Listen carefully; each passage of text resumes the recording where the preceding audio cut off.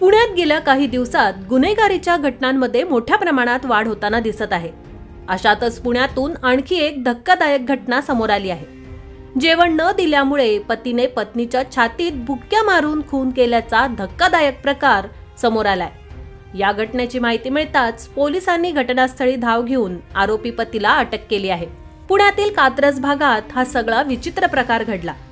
जेवण न दिल्याच्या रागातून पतीने पत्नीच्या छातीत बुक्क्या मारून तिची हत्या केली आहे। हा सगळा प्रकार घडला तेव्हा आरोपी पतीने मद्यपान केलं होतं। क्षुल्लक कारणावरून राग अनावर झाल्याने माथे फिरूने पत्नीची हत्या केली आहे। या घटनेमुळे कात्रज परिसरात खळबळ उडाली आहे। माधुरी कांबळे असं खून झालेल्या महिलेचं नाव आहे, तर तानाजी कांबळे असं अटक केलेल्या आरोपी पतीचं नाव आहे।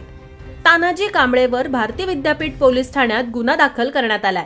या प्रकरणी माधुरीचा मुलगा पियुष कांबळे याने पोलिसात फिर्याद दिली होती। पोलिसांनी पत्नीच्या हत्येप्रकरणी तानाजी कांबळे यावर गुन्हा दाखल करून त्याला अटक करण्यात आली आहे।